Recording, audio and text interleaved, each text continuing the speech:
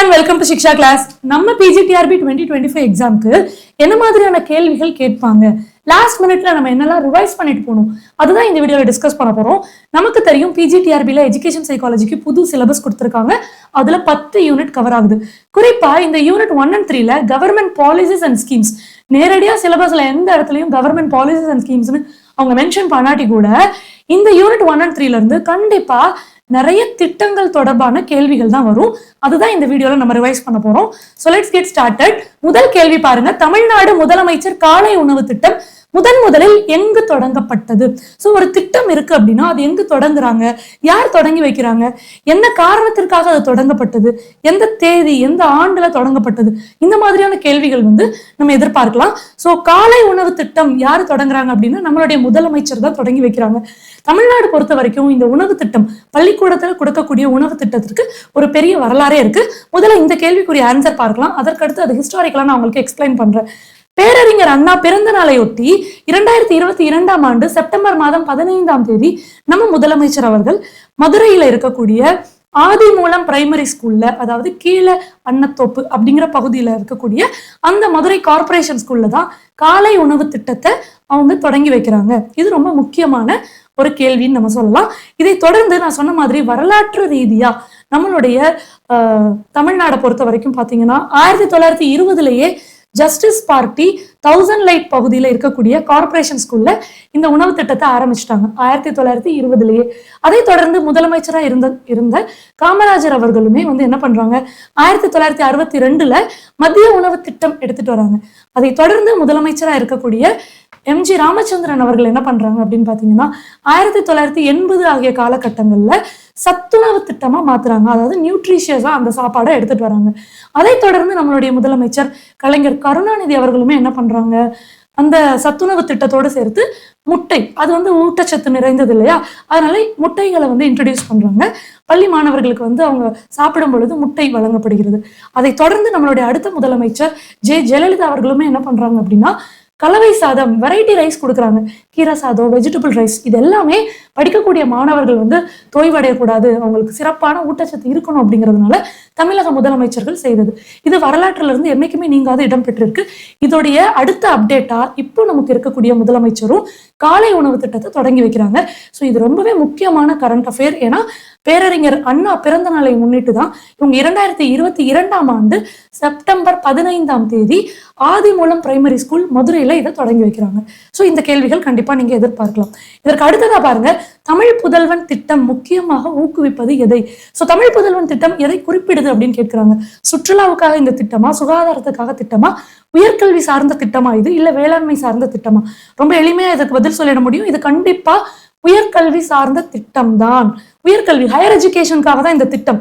அதாவது 6ஆம் வகுப்புல இருந்து 12ஆம் வகுப்பு படிக்கக்கூடிய மாணவர்கள், அதாவது ஆண் குழந்தைகள், மேல் ஸ்டூடெண்ட்ஸ்க்கு மட்டும் இந்த திட்டத்தை இன்ட்ரடியூஸ் பண்றாங்க, தமிழ் புதல்வன் திட்டம்.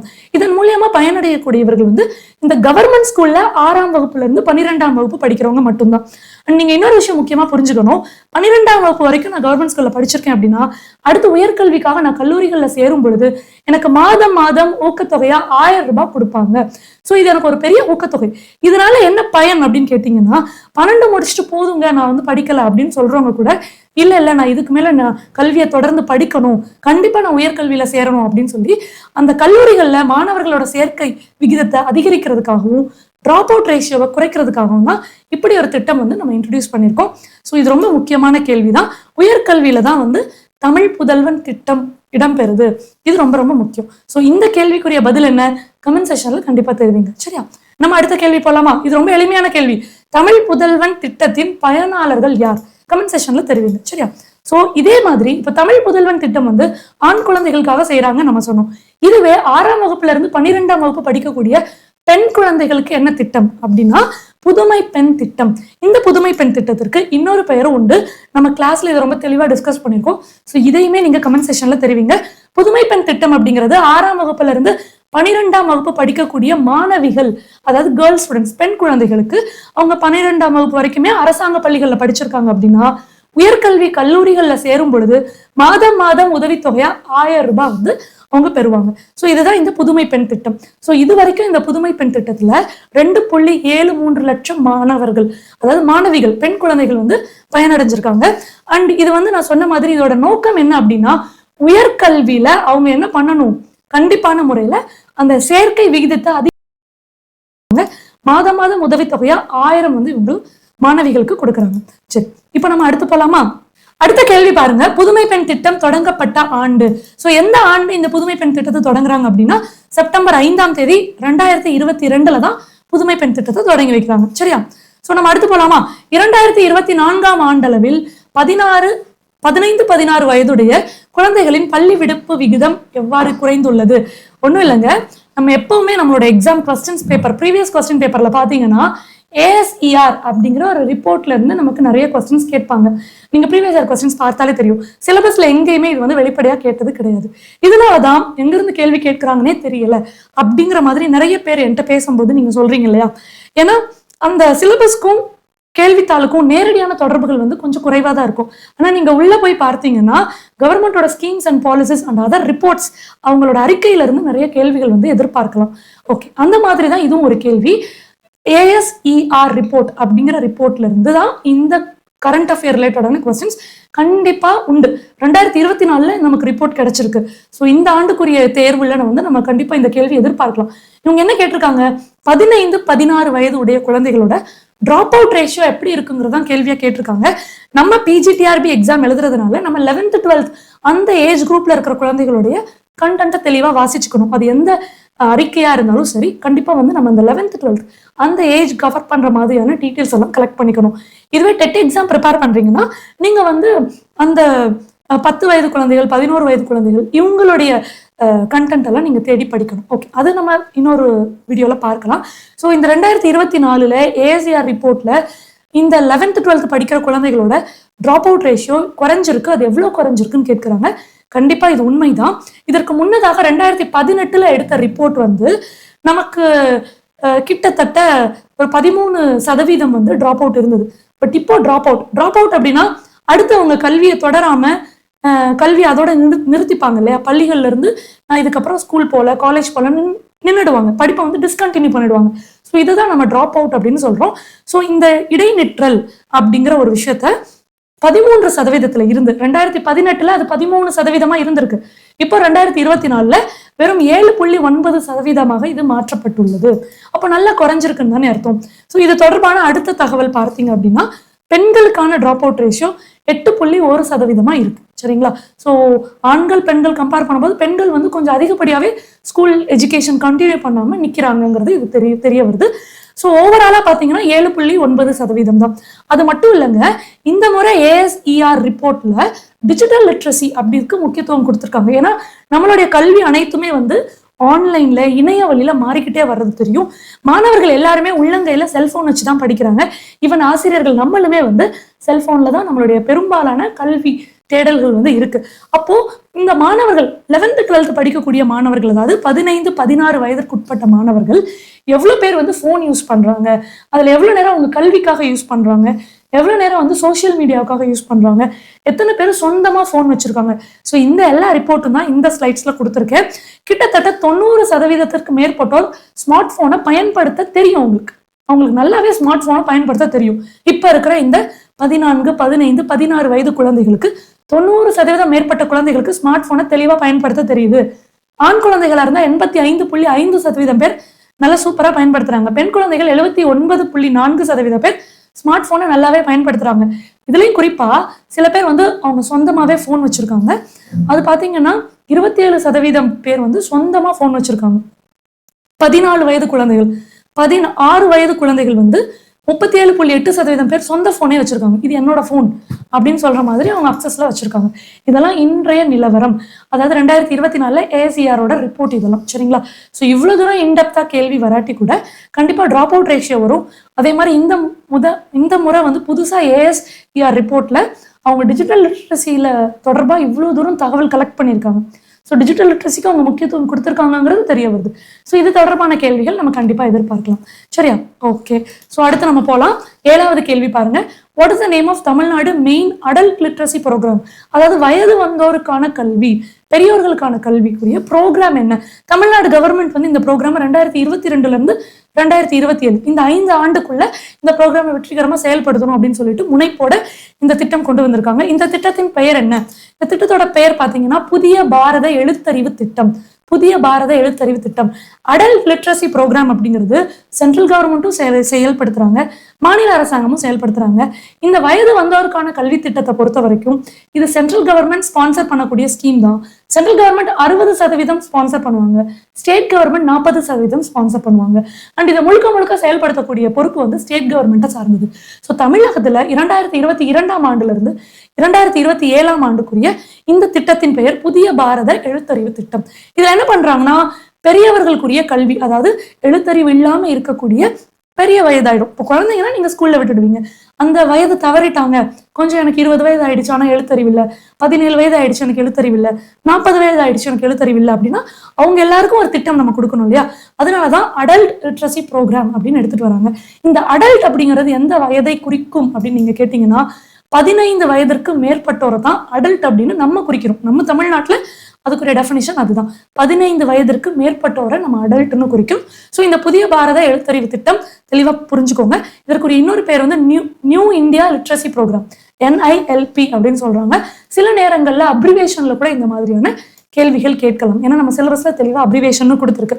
ஸோ 15 வயது அதற்கு மேற்பட்டோர் கிட்டத்தட்ட 4.8 லட்சம் பேரை வந்து நம்ம பாப்புலேஷன் இலிட்ரஸியா இருக்கிறாங்க. ஸோ இவங்களை எய்ம் பண்ணி தான் இந்த திட்டத்தை வந்து நம்ம கொண்டு வரோம். அவங்களுக்கு தேவையான அடிப்படை எண்ணறிவு, எழுத்தறிவு இது எல்லாமே நம்ம கொடுக்குறோம். ஓகே, ஸோ நம்ம அடுத்த கேள்வி போகலாமா? அண்ட் இந்த திட்டத்தின் ஒரு பகுதியாகத்தான் இல்லம் தேடி கல்வி, நேரு யுவ கேந்திரா இந்த மாதிரியான திட்டங்கள்லாம் நம்ம செயல்படுத்துறோம். குறிப்பா இந்த இல்லம் தேடி கல்வி அப்படிங்கிறது COVID-19 நம்ம வந்து அந்த கல்வியில வந்து ஒரு தொய்வு, ஒரு இடைவேளை இருந்திருக்கும். படிச்சுட்டு இருக்க குழந்தைங்களை நம்ம திடீர்னு நிப்பாட்டிட்டோம். சில பேர் ஃபோன் பார்த்து படிச்சாங்க, சில பேர் அந்த வசதி வாய்ப்பு இல்லாதனால கல்வி வந்து அந்த ஓராண்டு காலம் வந்து ஒரு இடைவேளை இருந்தது. அந்த இடைவேளை, அந்த கேப்பை சரி பண்றதுக்காக தான் இல்லம் தேடி கல்வி அப்படிங்கிற ஒரு ப்ரோக்ராம் வாலண்டியர்ஸ் வச்சு நம்ம அரசாங்கம் வந்து செய்தாங்க. இந்த ப்ரோக்ராம் கூட இதற்கு கீழே தான் வரும். சரிங்களா? ஓகே, அதற்கு அடுத்த கேள்வி பாருங்க. 2023-24ஆம் ஆண்டிற்குரிய PLFS ஆய்வின்படி தமிழ்நாட்டின் எழுத்தறிவு விகிதம் எவ்வளவு? எப்பவுமே லிட்ரஸி ரேட் பத்தி இந்த மாதிரியான ஃபேக்சுவல் டேட்டா கேட்பாங்க. அதே மாதிரி பாப்புலேஷன் ரிலேட்டடாகவும் கேட்பாங்க. 2011 தான் சென்சஸ் எடுத்தாங்க, அதுக்கப்புறமா சென்சஸ் எடுக்கல. ஒருவேளை சென்சஸ் எடுத்திருந்தாங்கன்னா நமக்கு ஒரு தெளிவான ஐடியா அவுட்புட் இதை வச்சு கிடைச்சிருக்கும். ஆனா ரொம்ப ரீசெண்டான டேட்டா பார்த்தா இந்த எழுத்தறிவு விகிதத்தை பத்தி நமக்கு வந்து டேட்டா கொடுத்தது வந்து periodic labour force survey. So periodic labour force survey இவங்க ரீசெண்டா கொடுத்துருக்காங்க. 2023-24 இந்த கல்வியாண்டுல நமக்கு பார்த்தீங்கன்னா தமிழ்நாட்டில இருந்து 82.9% பேர் வந்து எழுத்தறிவு பெற்றவர்களாக இருக்கிறாங்க அப்படிங்கிற ஒரு தகவல் கொடுத்துருக்காங்க. ஸோ இந்த 82.9% பேர் எழுத்தறிவு பெற்றிருக்காங்கன்னா இதுதான் தமிழ்நாடோட இன்றைய லிட்ரஸி ரேட். புரியுதுங்களா? ஓகே, ஸோ இதற்கு முன்னாடி நீங்க ப்ரீவியஸ் இயர் கொஸ்டின் பேப்பர்ல இந்த கேள்வி உண்டு. அதற்கு ஆன்சர் வந்து நம்ம 80.9 போட்டிருப்போம். அது வந்து 2011 சென்சஸை பொறுத்தது. ஸோ கேள்வியில என்ன வருஷம் கொடுத்துருக்காங்கன்னு பார்க்கணும்.